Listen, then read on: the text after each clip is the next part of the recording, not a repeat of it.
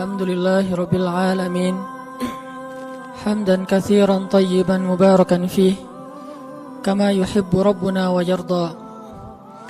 أشهد أن لا إله إلا الله وحده لا شريك له وأشهد أن محمدا عبده ورسوله لا نبي بعده. اللهم صل وسلم وبارك على محمد كما ذكره الذاكرون الأخيار وصل وسلم وبارك على سيدنا محمد ما اختلف الليل والنهار وصل وسلم وبارك على سيدنا وحبيبنا ومولانا محمد وعلى المهاجرين والأنصار.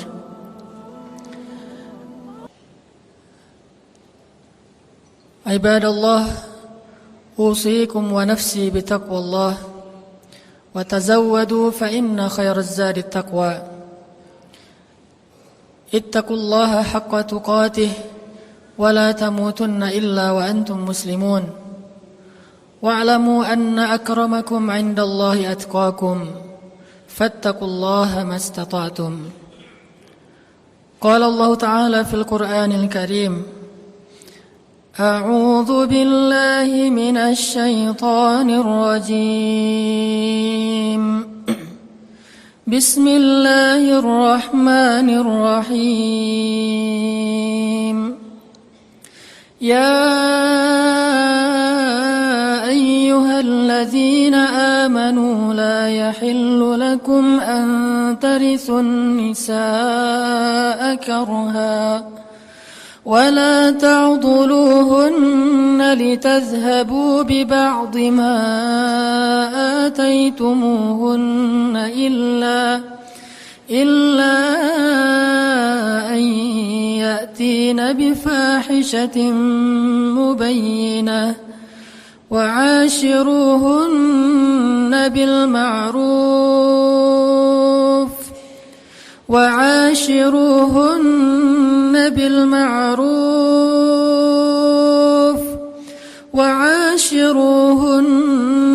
بالمعروف فإن كرهتموهن فعسى أن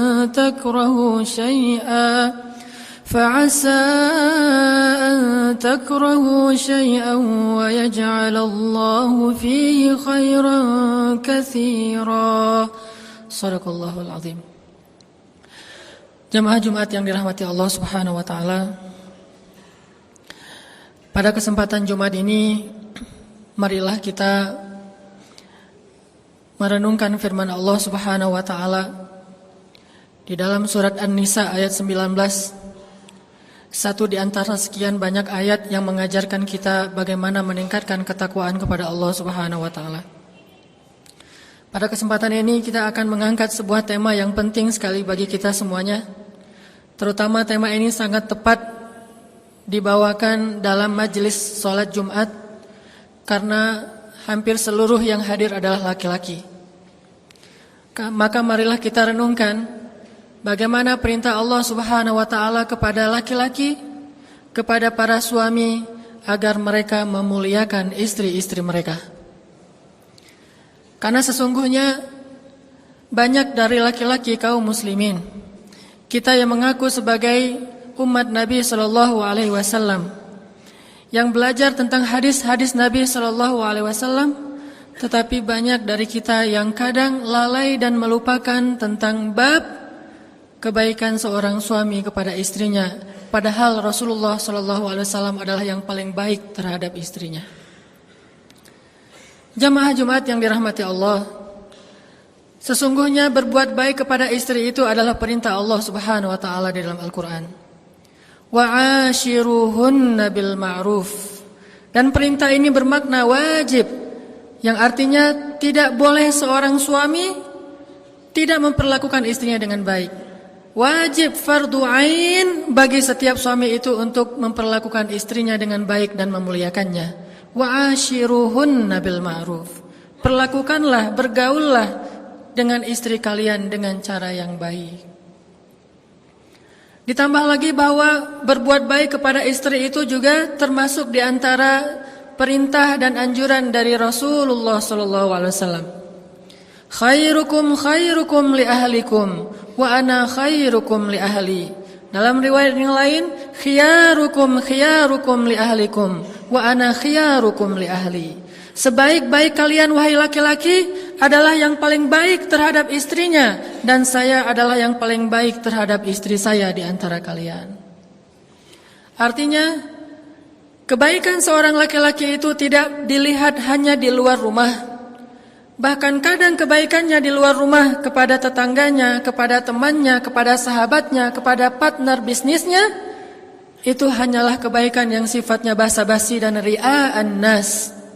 Sedangkan kebaikan sejati itu terlihat di dalam rumahnya. Bagaimana dia memperlakukan orang yang berada di dalam atap rumahnya, istrinya, anaknya, pembantunya, dan orang-orang yang menjadi tanggung jawabnya. Khairukum li ahlikum. Maka jangan dulu kita mentazkiyah diri kita, menyimpulkan bahwa diri kita sudah baik karena banyak membantu orang lain. Bagaimana pendapat istri kita tentang kita? Apakah ketika istri kita menjawab dengan jujur kepada orang lain tentang suaminya, dia akan mengatakan kita adalah sebaik-baik suami? Sebagaimana seorang sahabiat menikah dengan 3 orang laki-laki yang 3-tiganya ahli surga. Dan sahabiat ini juga disebut sebagai ahli surga. Namanya Asma bintu Umais. Asma bintu Umais pernah menikah dengan Ja'far bin Abi Thalib. Dan dia mengatakan Ja'far itu sebaik-baik suami. Setelah Ja'far syahid, dia menikah dengan Abu Bakar As-Siddiq. Dan dia mengatakan Abu Bakar itu sebaik-baik suami. Setelah Abu Bakar wafat, dia menikah dengan Ali bin Abi Thalib. Dan dia mengatakan Ali adalah sebaik-baik suami. Apa pendapat istri kita tentang kita? Itulah penilaian yang paling jujur dan paling objektif yang dikatakan oleh Nabi. Sebaik-baik kalian adalah yang paling baik terhadap istrinya, bukan yang paling baik terhadap orang lain. Lihat di dalam rumah tangganya terlebih dahulu. Dan Nabi SAW kemudian juga mengajarkan, aku adalah yang paling baik di antara kalian kepada istriku. Artinya, kalau kalian ingin menjadi orang yang baik kepada istri kalian, belajarlah dari Rasulullah SAW. Karena sesungguhnya Rasulullah la'ala khuluqin azim, berada dalam akhlak yang paling istimewa dan paling agung. Sehingga ketika Allah berfirman, wa'ashiruhunna bil ma'ruf, wahai para laki-laki, pergaulilah istri kalian dengan cara yang ma'ruf, dengan cara yang baik. Lalu kita bertanya, ya Rabb, bagaimana cara kami mempergauli istri kami dengan cara yang baik? Maka Nabi menjawab, contohlah kepadaku. Contohilah Rasulullah dalam memperlakukan istri beliau. Sesungguhnya beliau sebaik-baik teladan dan contoh bagi orang yang beriman. Ada beberapa kisah tentang bagaimana sabarnya Rasulullah terhadap istrinya. Karena dari semua kebaikan suami kepada istri, ada satu kata kunci yang mencakup semua kebaikan suami kepada istri adalah sabar. Menjadi suami yang dermawan butuh kesabaran. Menjadi suami yang penyayang butuh kesabaran. Menjadi suami yang mampu bersabar dalam mendidik atau baik dalam mendidik juga butuh kesabaran. Mungkin salah satu kata kunci untuk menjadi baik kepada istri itu adalah memiliki sifat sabar di atas rata-rata. Ada seorang sahabat bertanya kepada Rasulullah SAW, ya Rasulullah, berapa kali harusnya seorang suami bersabar terhadap gangguan istrinya dalam satu hari? Berapa kali idealnya seorang suami bersabar terhadap istrinya dalam satu hari? Mungkin kata-kata istrinya, mungkin sikap istrinya, mungkin raut wajah istrinya, mungkin ketidaktaatan istrinya, mungkin bantahan istrinya, mungkin. Berapa kali idealnya seorang suami yang soleh, suami yang beriman, bersabar terhadap kekurangan istrinya dalam satu hari? Maka Rasulullah SAW menjawab 70 kali. Pertanyaannya, sudah berapa kali dalam sehari kita mendapatkan rasa tidak nyaman dari istri kita? Apakah kita menghitung sampai 70 kali? Seandainya belum 70 kali, maka Nabi seolah-olah mengatakan harus sabar. Ya Rasul, sudah 30 kali, sabar. Ya Rasul, sudah 40 kali, sabar. Sampai 71, maka baru kita boleh mengambil tindakan-tindakan yang diajarkan di dalam surat An-Nisa. Maka kesabaran yang baik, sabran jamila, sabar yang indah yang diajarkan di dalam Al-Quran, kalau dalam bab suami istri adalah bersabar sebanyak 70 kali dalam sehari terhadap kekurangan dan gangguan istri kepada suami. Banyak suami yang ketika istrinya sekali membuat dia tidak nyaman, dia langsung menjudge bahwa istrinya ini istri durhaka, bahwa istrinya ini tidak taat kepada suami, bahwa istrinya begini dan begitu. Dan yang lebih parah lagi, terlalu mudah mengeluarkan kalimat saya talak kamu, atau kamu pulang kepada orang tuamu, dan seterusnya. Padahal dia belum merasakan kesabaran sampai 70 kali dalam sehari. Dan tidak usah 70 kali, bahkan mungkin 10 kali pun tidak dalam sehari. Lihat bagaimana kesabaran Rasulullah SAW terhadap istrinya. Ada banyak kisah. Salah satunya kisah ketika suatu hari Aisyah ngambek kepada Rasul, marah kepada Rasul. Karena marah kepada Rasul, dan tidak disebutkan dalam cerita itu kenapa marah, tapi kita husnuzon Rasulullah SAW orang yang mulia, Aisyah juga orang yang baik, mungkin ada kesalahpahaman atau cemburu. Akhirnya Aisyah marah kepada Rasul, saking marahnya Aisyah minta untuk diizinkan pulang ke rumah ayahnya, ke rumah Abu Bakar As-Siddiq. Dia ingin mengadukan masalahnya kepada ayahnya, yaitu Abu Bakar As-Siddiq. Kemudian Nabi mengatakan, ya Aisyah, kalau gitu saya temani malam-malam. Akhirnya Rasulullah menemani Aisyah, mengantarkan Aisyah ke rumah Abu Bakar. Sampai di rumah Abu Bakar, Rasulullah, Aisyah, Abu Bakar duduk dalam satu ruangan. Kemudian Abu Bakar bertanya, ada apa ya Rasulullah, ada apa ya Aisyah, apa yang bisa saya bantu? Aisyah dan Rasulullah diam. Kemudian Rasulullah bertanya kepada Aisyah, ya Aisyah, boleh saya ngomong lebih dulu? Bayangin seorang Rasul, seorang teladan umat ini, sebaik-baik manusia, bahkan pemimpinnya para anbiya dan rasul, bertanya kepada istrinya, ya Aisyah, bolehkah saya ngomong lebih dulu? Bagaimana Rasulullah memuliakan istrinya? Lalu siapa kita yang merasa lebih mulia daripada Rasulullah untuk malu bertanya hal yang sama kepada istri kita? Apakah dengan melakukan itu kita akan menjadi rendah? Sesungguhnya tidaklah seseorang merendahkan dirinya karena Allah, kecuali Allah akan meninggikan derajatnya. Rasulullah bertanya, ya Aisyah, boleh saya ngomong lebih dulu? Lalu Aisyah mengatakan, boleh dengan syarat jangan katakan kecuali kebenaran.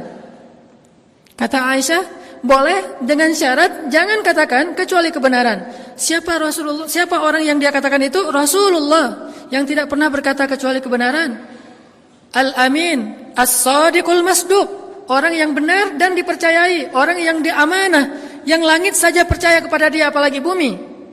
Tapi Aisyah mengatakan, jangan katakan kecuali kebenaran. Kalimat ini membuat Abu Bakar merasa sangat kecewa kepada Aisyah dan malu kepada Rasulullah, sehingga akhirnya Abu Bakar memarahi Aisyah. Ya Aisyah, bagaimana kamu mengatakan hal demikian kepada orang yang Allah saja percaya kepada dia dan dia tidak pernah mengatakan kebohongan?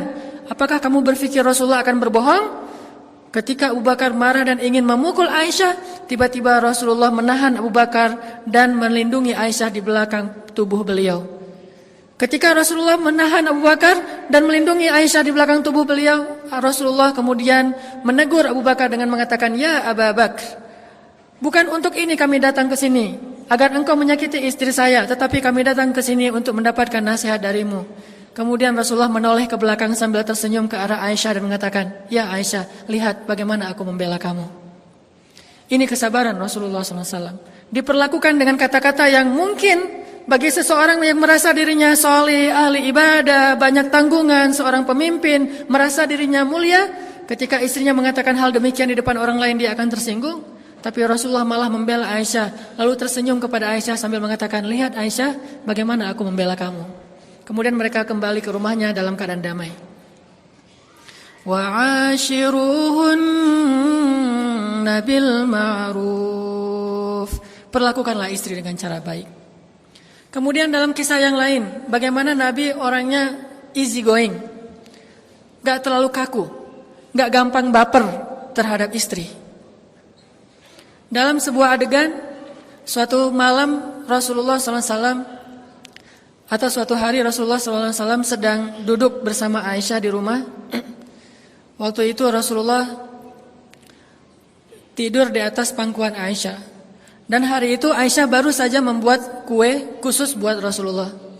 Tiba-tiba datang istri Nabi yang lain namanya Saudah. Saudah ini salah satu istri Nabi yang tua. Datang kemudian bertamu ke rumah Aisyah, duduk di antara Rasulullah dan Aisyah. Karena Saudah waktu itu bertamu, Aisyah berkata kepada Saudah, ya Saudah, ini kue buatan saya loh. Coba kamu rasain, coba kamu makan, kata Aisyah kepada Saudah. Saudah ingin menggoda Aisyah dan mengatakan, saya tidak akan menyentuh kue itu. Kata Aisyah, ini buatan saya, insya Allah enak, Rasulullah aja makan. Kata Saudah, enggak, saya enggak akan makan. Karena tersinggung, akhirnya Aisyah mengatakan, ya Saudah, kalau kamu tidak makan, saya lempari tepung ini ke wajah kamu. Kata Saudah, sok aja, silakan. Saudah lagi godain Aisyah karena Aisyah anak kecil. Akhirnya Aisyah karena tersinggung, dia ambil tepung bekas buat kue tadi dilempari ke wajah Saudah. Tadi Rasulullah sedang dalam keadaan duduk dan tiba-tiba Rasulullah mengangkat kakinya dan meletakkan di atas paha Aisyah seolah-olah manja. Tapi sebetulnya Rasulullah menahan tubuh Aisyah dengan kakinya sehingga Aisyah tidak bisa bergerak. Lalu Rasulullah melirik ke arah Saudah dan memberi isyarat, balas wahai Saudah. Jadi Aisyah melempari Saudah dengan tepung, Rasulullah menahan kaki Aisyah dan melirik ke arah Saudah dan memberi isyarat, balas. Lalu Saudah membalas dengan melemparkan tepung ke wajah Aisyah. Akhirnya mereka saling lempar-lemparan tepung. Rasulullah hanya tersenyum saja, tiba-tiba terdengar suara salam dari seorang sahabat, Umar bin Khattab. Assalamualaikum. Langsung Saudah dan Aisyah lari masuk ke dalam kamar karena takut kepada Umar bin Khattab. Lalu Rasulullah membukakan pintu, Umar masuk. Tiba-tiba Rasulullah senyum-senyum. Umar bertanya, ya Rasulullah, kenapa engkau tersenyum, ada apa?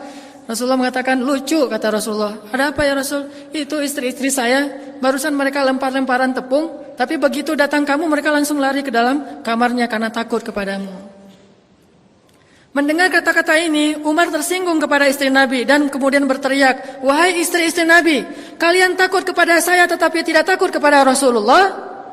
Lalu istri Nabi di dalam kamarnya menjawab, ya, karena engkau seorang yang ghalidun syadid, orang yang kasar lagi keras, sedangkan Rasulullah itu orang yang halim, orang yang sangat menahan amarah dan lembut. Kemudian Umar pun tertawa dan selesailah urusan di antara mereka. Tidak terlalu diambil serius, tidak terlalu kaku. Dan jangan melihat sejarah ini dari sudut pandang fikih. Kadang-kadang kita melihat sejarah dari sudut pandang fikih dan menjudge sejarah. Di antara contoh menjudge sejarah itu kita akan bertanya, lah itu kan tepung jadi mubazir. Bukankah kita tidak melihat adegan aslinya? Mungkin saja tepung itu masih bisa dikumpulkan lagi dan dipakai untuk membuat kue yang berikutnya. Jadi jangan menjudge sejarah karena kita tidak menyaksikan sejarah. Ambil saja hikmah dan mau'izahnya. Sesungguhnya Rasulullah bersabar dan salah satu cara Rasulullah sabar, Rasulullah enggak gampang baper terhadap istrinya, baik kata-kata, sikap dan seterusnya, sehingga beliau tetap wa'ashiruhunna bil ma'ruf. Barakallahu li wa lakum.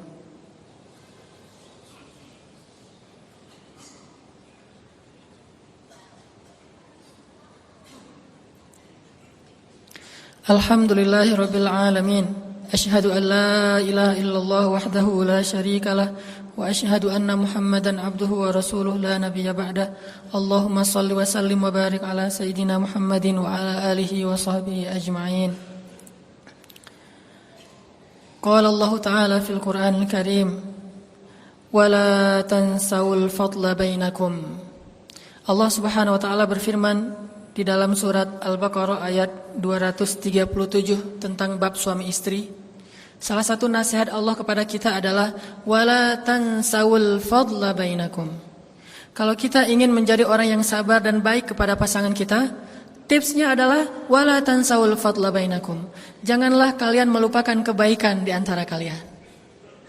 Artinya, ketika kita dalam keadaan tidak nyaman, ketika kita agak merasa kecewa kepada pasangan kita, maka janganlah terlalu fokus kepada kesalahan itu. Berusahalah melihat kebaikan-kebaikannya yang jauh lebih banyak selama ini. Kalaupun kita tidak suka terhadap satu hal pada diri pasangan kita, kata Allah, fa in karihtumuhunna fa'asa an takrahu syai'an فَعَسَىٰ أَن تَكْرَهُوا شَيْئًا وَيَجْعَلَ اللَّهُ فِيهِ خَيْرًا كَثِيرًا. Kalau kalian tidak suka terhadap istri kalian dalam satu hal, bisa jadi yang tidak kalian sukai itu Allah jadikan padanya kebaikan yang sangat banyak. Ini Allah yang mengatakan demikian. Mungkin kita tidak suka dalam satu hal dari istri kita karena tidak ada manusia yang sempurna. Fala tuzakku anfusakum. Jangan pernah menganggap ada manusia sempurna. Karena kadang kita berpikir, oh perempuan ini ada kesalahan di sini, saya akan cari perempuan lain yang lebih sempurna. Tidak ada perempuan yang sempurna kecuali 4 orang saja. Asia istri Fir'aun, Maryam anaknya Imran, Khadijah istri Rasulullah, dan Fatimah anaknya Rasulullah SAW. Selain 4 orang ini, tidak ada yang sempurna, termasuk Aisyah. Walaupun Aisyah keistimewaannya adalah seperti garam dalam makanan, seperti bumbu dalam masakan, tetapi bukan perempuan sempurna. Begitu juga dengan pasangan kita, dia bukan perempuan sempurna. Karena kalau kita hanya melihat ketidaksempurnaannya, maka kita akan larut dalam kekecewaan dan akhirnya kita akan berputus asa dalam rumah tangga. Sehingga Allah mengatakan wala tansaul fadla bainakum. Ingat kebaikannya. Ingat hal-hal yang menyenangkan dari dia. Ingat hal-hal yang luar biasa pada dirinya, yang mungkin kamu tidak akan mendapatkan itu dari orang lain. Dengan demikian, insya Allah kita akan menjadi orang yang sabar. Dan terakhir, satu lagi tips. Kalau kita punya masalah dengan pasangan kita, nasihati diri kita, jangan mencari nasihat untuk dia. Yang paling sering adalah kalau kita punya masalah dengan pasangan kita akan googling, kita akan browsing, kita akan tanya kepada seorang ustadz nasihat untuk kita sampaikan kepada pasangan kita. Ini nggak fair. Harusnya kita googling nasihat untuk diri kita sendiri. Kita browsing nasihat untuk diri kita sendiri. Kita datang kepada seorang ustadz, ya ustadz, nasihati saya untuk menjadi suami yang baik, suami yang sabar. Bukan ya ustadz, tolong beri saya hadis-hadis tentang istri yang solehah. Kita cari nasihat buat diri kita sendiri, bukan mencari nasihat untuk kita share, kita forward, kita broadcast kepada pasangan kita. Itu tidak akan menyelesaikan masalah. Makanya begitu ada masalah di antara kita dengan pasangan, langsung browsing hadis-hadis suami yang penyabar. Langsung konsultasi dengan ustadz. Ustadz, ajarkan saya menjadi seorang suami yang penyabar, menahan amarah. Dengan demikian Allah akan melapangkan dada kita. Jadi minta nasihat untuk diri, bukan minta nasihat untuk orang lain. Mudah-mudahan ini akan memperbaiki hubungan kita dengan pasangan kita, karena itu salah satu di antara cikal bakal peradaban. Dengan mulai mengislah diri kita, kemudian mentakwin, membentuk usrah atau keluarga kita, maka insya Allah dari situ kita akan bisa membimbing masyarakat kita. Allahumma ighfir lana walil muslimin, Allahumma ighfir lana wali walidayna warhamhuma kama rabbayana shighara. Allahumma ansuril islam wal muslimin, Allahumma ansuril islam wal muslimin, Allahumma ansuril mujahidin, Allahumma ansuril muslimina fi Palestin, Allahumma ansuril muslimina fi Suriah, Allahumma ansuril muslimina fil Iraq, Allahumma ansuril muslimina fi Myanmar, Allahumma ansuril muslimina fi Turkiya, Allahumma ansuril muslimina fi Misr. Allahumma inna nas'aluka an tuharriral masjidal aqsal mubarak min aidil yahud, أن تحرر المسجد الأقصى المبارك من أيدي الغاصبين. اللهم انصر المجاهدين ووحد صفوفهم وسدد رميهم واشفي جرحاهم وارحم أمواتهم وشهداءهم. اللهم اشفي صدور المسلمين. ربنا آتنا من لدنك رحمة وهيئ لنا من أمرنا رشدا واجعل لنا من كل ضيق مخرجا ومن كل هم فرجا ومن كل عسر يسرا. ربنا هب لنا من الصالحين، ربنا هب لنا من أزواجنا وذرياتنا قرة أعين واجعلنا للمتقين إماما. ربنا آتنا في الدنيا حسنة وفي الآخرة حسنة وقنا عذاب النار. أقول قولي هذا واستغفر الله لي ولكم.